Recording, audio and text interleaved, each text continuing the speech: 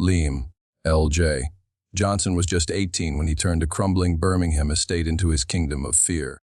But it was Nathan Price's quiet betrayal and Detective Sophie Patel's relentless pursuit that shattered the Kingsway firm, proving that loyalty, violence, and ambition can destroy far more than they ever build. In the shadow of a crumbling Birmingham estate, the Kingsway firm was born out of desperation and anger. Liam, L.J. Johnson was just 18, but he carried himself with the cold confidence of someone who'd seen too much too young. His father had been stabbed in a pub fight when Liam was 12. His mother worked 2 jobs and came home exhausted through cities, leaving Liam to wander the estate's graffitied stairwells and litter-strewn courtyards. It was a place that chewed people up, and Liam decided early on he wouldn't be one of them. At first, it was small-time crime. Liam and a handful of friends, including Kai, Thomas, would lift phones on crowded buses and rob drunk people stumbling home from pubs. They split the cash evenly, a code that made them trust each other. But Liam's ambitions grew. He wanted control, money, fear. He wanted people to cross the street when they saw him coming. He started buying small amounts of weed from older dealers and selling to kids in the estate. Soon he realized middlemen were a waste. He arranged direct deals with suppliers in London, driving stolen cars at night to avoid police checks. He brought in Kai as his enforcer. Kai was loyal but violent, someone who didn't ask questions before swinging a knife. He intimidated rival sellers and made sure everyone paid their cut on time. Word spread fast in the estate. The Kingsway firm was more than just a group of friends now. It was an organization. They had rules. No one stole from each other. No talking to police. Profits were shared, but loyalty was mandatory. Liam insisted on discipline. He would hold meetings in dark stairwells, laying out plans while the others nodded silently. Anyone who disrespected the rules was given a choosing leave quietly or face a beating. No one chose to leave. As money flowed in, the group bought weapons. First knives, then handguns smuggled in car boots from Manchester. They stopped hiding in shadows and started claiming territory openly. Red tags reading, Kingsway, appeared on underpasses and shop shutters. Dealers outside their network were warned once. The second warning was a broken nose or worse. The estate changed. People walked faster, kept their heads down. Mothers told their children not to talk to Liam or his friends. Shops shut early. Police patrols increased, but no one talked. Fear hung in the air, thick as the smell of damp concrete. Liam liked it that way. He believed fear was safer than respect. But even as the Kingsway firm grew, cracks began to show. Kay's violence sometimes went too far. He beat a teenage runner so badly he ended up in hospital, unable to speak for days. Liam scolded him privately but did nothing else. They needed Kai's muscle more than they needed peace. They also attracted attention from rivals in other parts of Birmingham. One group, the Tower Crew, led by Darren, Daz, Carter, controlled nearby postcodes and resented Liam's expansion. They had older connections, more money, and a reputation for leaving bodies in canals. Tension simmered. Liam didn't care. He saw it as a challenge. He wanted the entire South Side under his rule. He wanted to be remembered as the man who turned a handful of petty thieves into a feared empire. In the hushed corridors of the estate, people whispered about him with both fear and awe. But they also asked each other a quiet question no one dared say too loudly. How long could something built on violence really last? As Liam stood watching his crew count cash in a dimly lit flat, the question didn't occur to him. He didn't think about the future. He only thought about power. And on those streets, power was everything. The fragile hold Liam, L.J. Johnson had over the estate began to buckle the moment the Tower Crew decided to fight back. The Tower Crew wasn't made up of reckless teenagers like the Kingsway firm. They were older, sharper, and willing to do anything to defend their turf.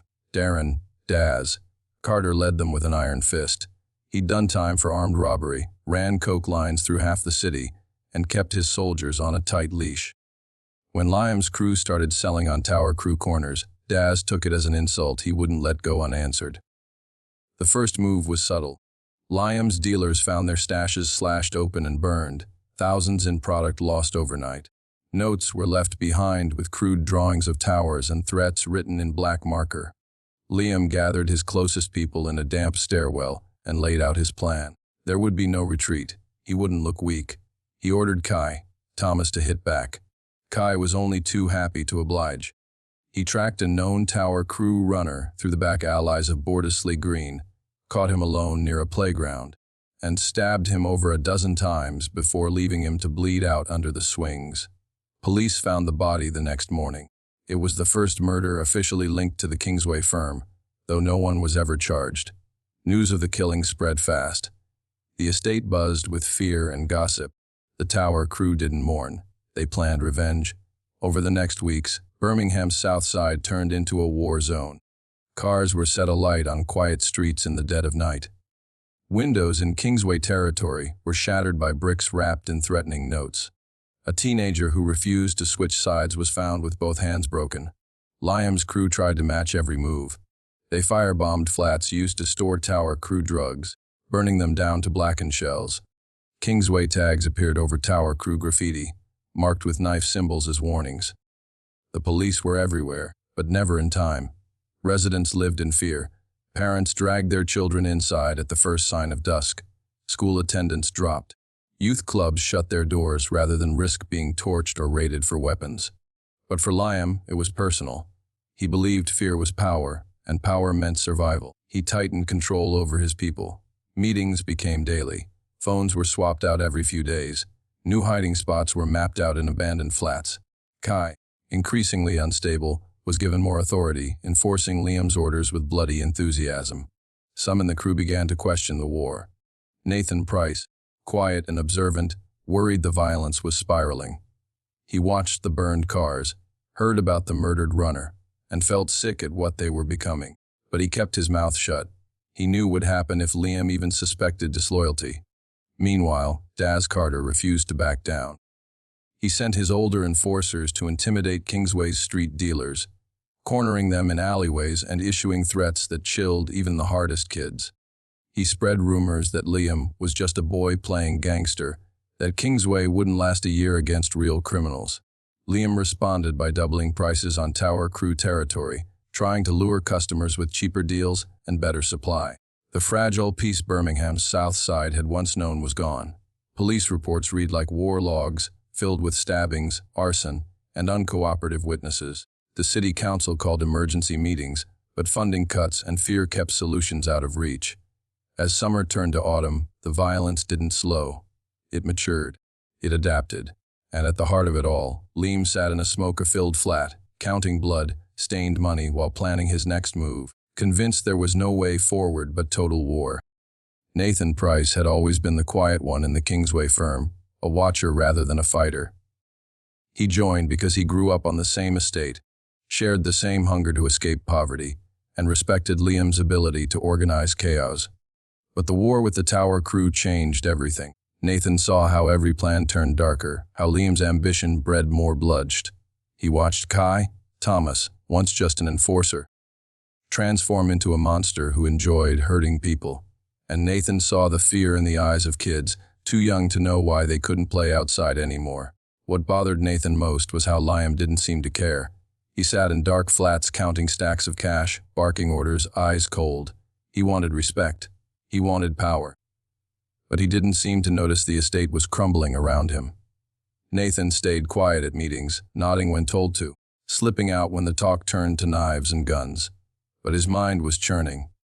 When police presence grew after the alley murder, Nathan noticed Detective Sophie Patel. She wasn't like the other officers who rolled in 2 cars deep, intimidating witnesses and leaving with nothing. Patel actually talked to residents, listened to them. She spent time on the estate even when no one wanted her there. Rumors spread she had a list of names, addresses, places Kingsway hid drugs. Liam laughed at the idea, called her another dumb cop chasing ghosts. But Nathan watched her carefully. He began to wonder if she was the only person who might stop the killing. The thought haunted him. He was no hero. He'd sold drugs to kids, carried blades, and kept silent as people bled. But he hadn't stabbed anyone himself. That was his thin line. He couldn't imagine crossing it, but he also knew one day Liam would ask him to. The turning point came when a tower crew boy was grabbed off the street by Kai and a couple of new recruits. They dragged him to a condemned flat, beat him until he choked on his teeth, then dumped him in a stairwell. Nathan found out after it happened. He felt sick, imagining the boy's family getting the call. He realized there was no bottom to what they would do next. That night Nathan walked the estate alone, heart pounding. He didn't go home. He didn't even think. He walked straight to the nearest police station.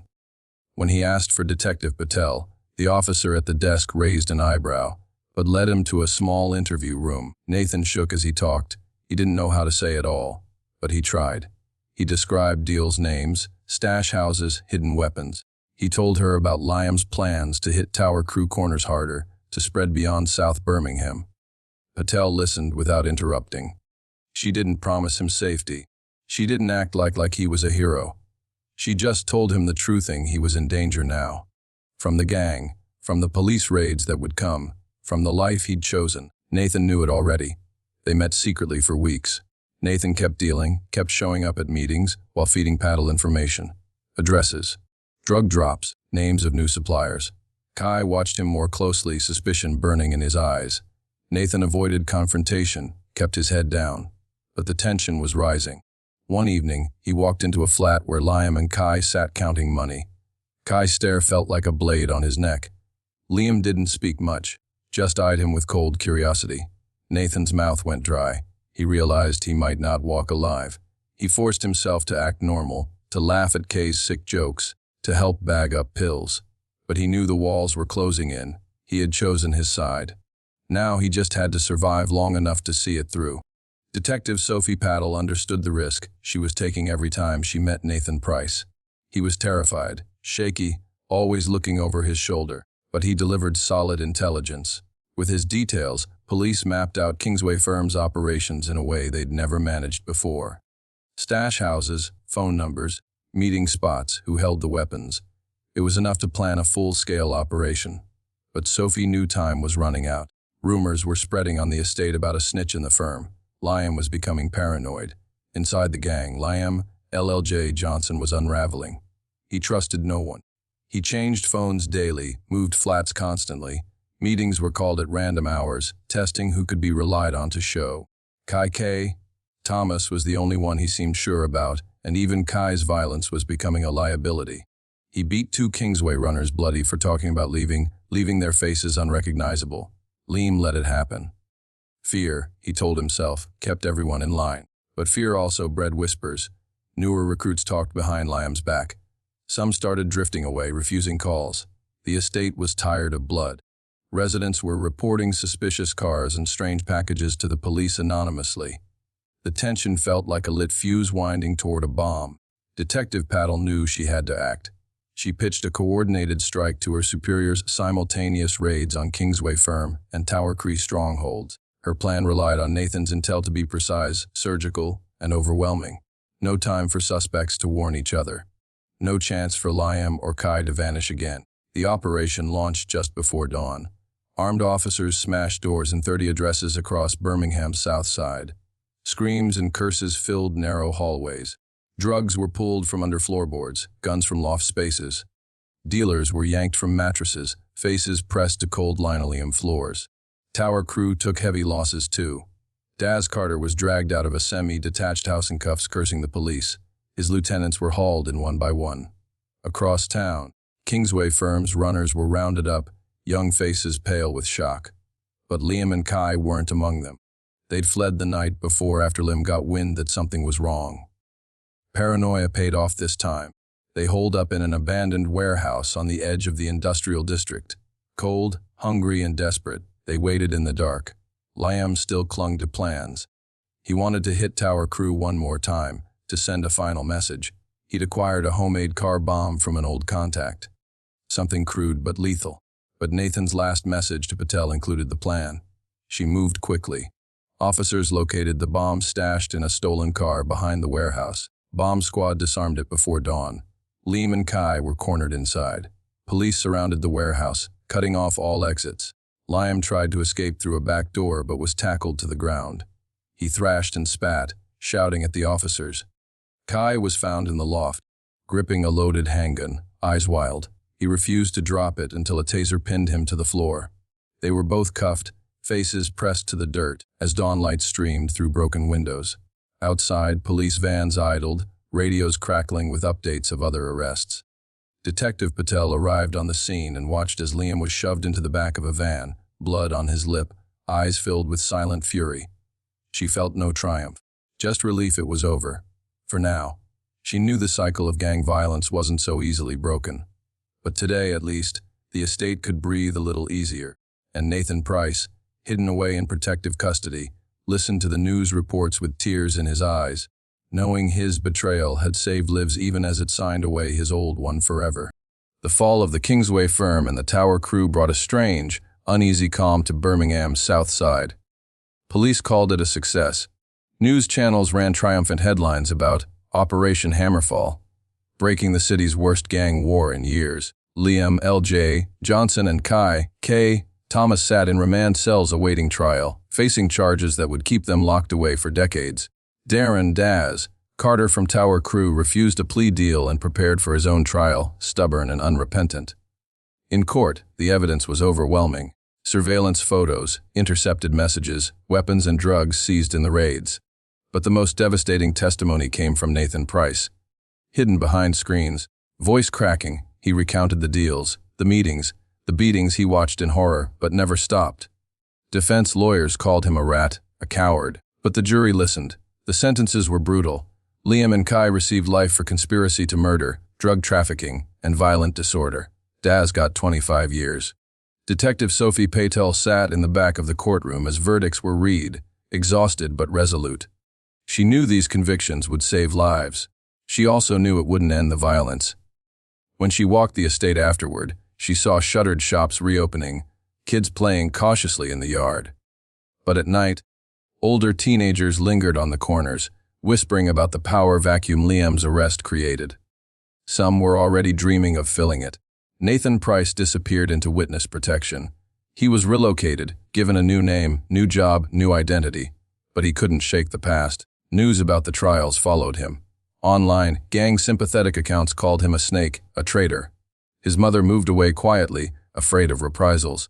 Nathan spent nights staring at the ceiling in unfamiliar flats, haunted by memories of deals gone wrong, friends he helped send to prison, and the boy in the playground who never made it home. Meanwhile, police struggled to keep the peace. Without Liam's iron control, the estate fractured into smaller factions. Young wannabes, too young to even remember how the feud started, began marking out corners with fresh graffiti. NEW firearm tags appeared in bright green spray paint. Blades passed from hand to hand in playgrounds. Deals were done behind schools. Patel lobbied for more outreach workers, youth clubs, mentors, anything to catch these kids before they fell into the same cycle. But budget cuts limited options. Community groups tried to help, but they were overworked and underfunded. Fear lingered in the air. Residents kept their curtains closed when they heard shouting. Months later, a stabbing on the edge of the estate rattled everyone. The victim was 16. The attacker was 15. Neither had been part of the Kingsway firm or Tower crew. But they'd grown up watching them, learning from them. Police tape flapped in the wind, reporters returned, and the old questions surfaced. Had anything really changed? Detective Patel walked the crime scene with grim determination. She refused to give up. She met school principals, social workers, local clergy. She called emergency meetings with city officials. She swore the cycle wouldn't repeat if she could help it. But she knew she was fighting something older than Liam Johnson, older than Daz Carter. Poverty, anger, abandonment. In quiet moments, she thought about Liam, so smart, so determined, yet so lost. She wondered what might have happened if someone had caught him younger, showed him another way. But the past couldn't be changed. Only the future could. As night fell on the estate, kids huddled in doorways, watching cars pass slowly. The streets were quieter, but not safe. The empire Liam built was gone. But in the shadows, the next generation was waiting, learning, planning. Britain's streets weren't free of gangs. They had only changed shape, ready to rise again when the city forgot what happened last time.